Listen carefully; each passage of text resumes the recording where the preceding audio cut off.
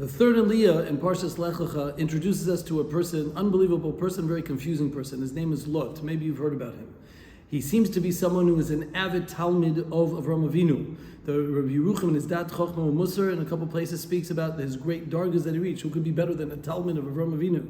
Can't get better than that. He was willing to leave his house by Mesiras Nefesh in order to follow after his Rebbe. He did everything. However, on the other side, we find something that he was not even a little bit quasi or had any type of hesitations over here when he had to separate from Avraham Avinu.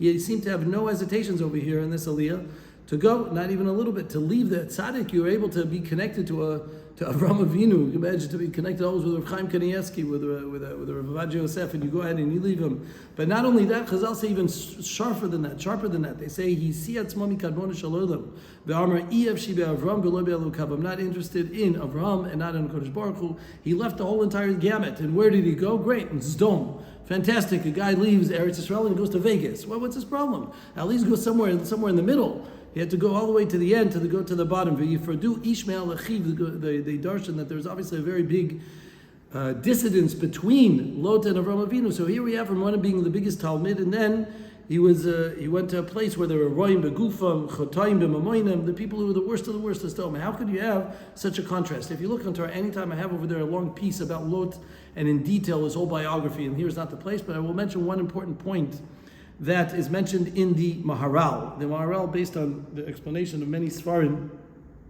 is this idea that there's an idea of being poseach al shtei seifim, the idea of a person being in two camps.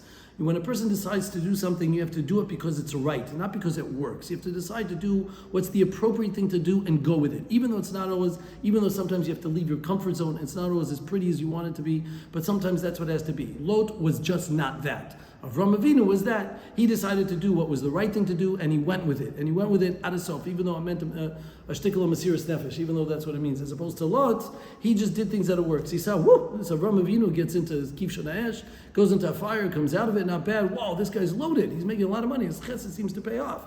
He has a lot of paybacks. He was one of the richest people in the world. Besides the kavod, look what happened with him and Ephron and all the amount of kavod that they were giving to Avraham Avinu. This person has a lot of power, money, kavod. Well, this is the person I want to hang out with. He even was able to overconquer Nimrod, the king of the world. So he obviously is an incredible figure. It's worth following him.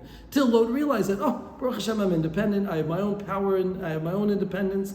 I have my own financial status. And where would I go? Sodom. Sodom was known as the most powerful, most affluent country in the world at the time, and therefore he went after him. That was the problem of a Lot. But he got this from somewhere. It's from his father Haran.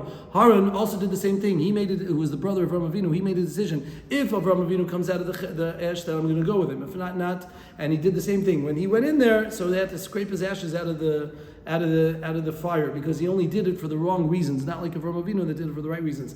Following up with this, I finish, is his children. The children of Lot was the same thing.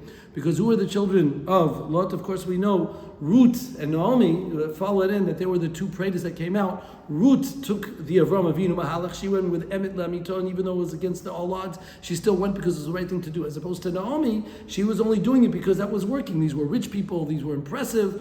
The Elimelech was the king. He was a very powerful person. I'll go with him. But when things got bad, so the bad get going. So she decided to leave, and she fell to the Diuta Tachtoni. She had Goliath, and she fell to the biggest pits. These were the two predot, the two sides of Lot that came out of him. Pay attention in the world. How many of Avraham Avinus are the successful ones, and how many Lots are the ones that really are the ones that keep their name forever?